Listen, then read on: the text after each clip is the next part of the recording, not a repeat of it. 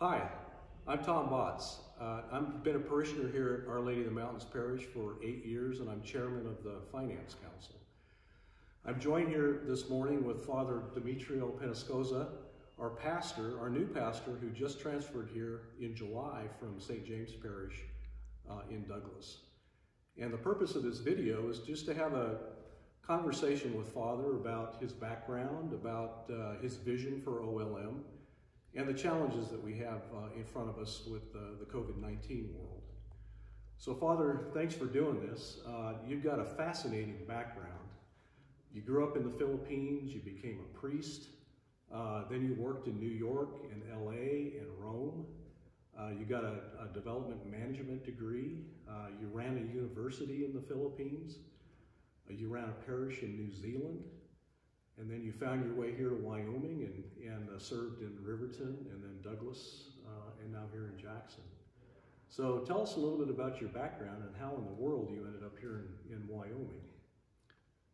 Thank you, Tom, and hello to all the parishioners and friends viewing this short talk. And yeah, I've been around. And I was in Spain, I was in Rome, and all of these places. How did I end up in Wyoming? That's kind of very tricky thing for me to answer. I remember I was in New Zealand when Bishop Paul Etienne invited me to join the Diocese of Cheyenne in 2011.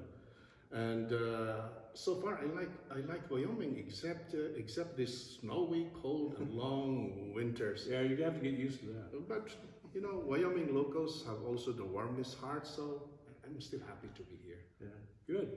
So what you've been here for a few weeks. What's your first impressions of OLM? OLM seems to be sophisticated and complicated. Sophisticated, just look around this beautiful architecture and everything inside this church. Modern and first class. That's sophistication. Complicated, maybe because there are so many procedures and systems flow in various directions. But I am happy to observe that the Catholic traditional values in our parish are very much grounded, deeply rooted, in spite of the urban-like atmosphere of the city of Jackson. Yeah. So as I've gotten to know you, Father, I know you're a humble man, but I wonder if you could give us some examples of some of the things you've accomplished in your previous assignments. For example, I know you did some fantastic work at the university in the Philippines, and I grew up in Riverton. I've got a lot of friends in Riverton. They tell me you did some really cool stuff with the St. Margaret School there. Yes, I was a president in a privately owned university in the Philippines from 2003 to 2008. When I took office, the university was beleaguered by several problems, like the anti-administration faculty union and the university deficit and many more. So after 5 years, we were able to turn around the university. I say we because many were involved in it. We succeeded in wiping out the deficit of the university. And I remember my management mantra during that time was not mine, not yours, but always ours. And it worked. And it worked again in Riverton, where I was assigned as pastor and superintendent of St. Margaret's School. Bishop Paul Etienne one time told me that if I decided to close the school, he would support me. But thanks to my network of friends and the help of influencers in the parish, that never happened. I remember qualified retired Catholic school teachers and a newly retired Catholic school principal answered to our call to rescue our dying school.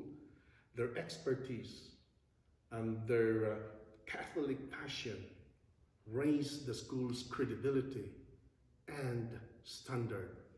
Enrollment pretty soon just started to increase, and many benefactors joined in to help. Oh, including you. So now Riverton folks say that the school has a long way to go. You see, when people share the vision and happily work together and do not mind who gets the credit, success becomes easy to achieve. So, in this COVID-19 world, you know, Our Lady of the Mountains, you know, is facing significant challenges, just like parishes across the state, across the nation. Mass attendance is way down due to social distancing requirements. Collections are only half of what they normally are. And yet, you know, the cost to run a parish is still pretty significant. So how do you think about what we need to do in terms of getting people back to church and managing through the financial challenges that we have? You know what, that's still a difficult question. You know, COVID-19 has hit us hard. We're still struggling to meet our collections and donation goals. The Chapel of the Sacred Heart in Grand Teton Park has been closed until now, and we lost a sizable collection there. I would like to make a heartfelt appeal to you, our parishioners, that you resume your financial support to our parish. Our parish church was, is, and will always be at the center of our worship. Remember the happy times, the baptism of your children, the first communion, their confirmation, their quinceañera. Here in our church, we share the body and blood of Christ. Many were married here. And we also gather in the church for prayers for our beloved dead. Our Lady of the Mountains Church is beautiful, and it is not cheap to maintain and operate. Our expenses continue in spite of COVID-19. If we all join hands together to help our parish, I am confident that this trial that we are facing right now will be overcome in a short period of time. Well, regarding management of our finances, our finance committee has unanimously agreed to produce a general financial report that will be published in our bulletin and in our website, so that you will know how your contributions are budgeted and spent. My dear parishioners, your finance council is one step ahead of the Diocesan Vision 2030 that calls for transparency, accountability, and co-responsibility. But Tom, let me also appeal for living and giving. The living and giving donations help our diocese in its many charitable works in our state. Living and giving also enables our diocese to help the emergency needs of other dioceses in our country. So I would like to appeal also to you to please contribute to the living and giving. You know, as chairman of the Finance Council, I make the appeal all the time. I really encourage OLM parishioners to consider giving online. Really easy to sign up, and it's an easy way to support the parish even when you can't come to church. I just encourage everybody to do that as much as possible. Father, I know it's been, you know, still, you've only been here for a few weeks, but if I give you a little bit of a challenge and say, so what's your vision for OLM? What big ideas do you have for our parish? Yeah, I just mentioned a while ago the Diocesan Vision 2030. This was the topic of the 3-day September Institute that ended actually yesterday. Vision 2030 is basically about addressing our present realities with the new forecasted ones, also maximizing and/or creating new resources. Now we will align our parish planning to our diocese new vision. I foresee busy but exciting days ahead for our parish. So,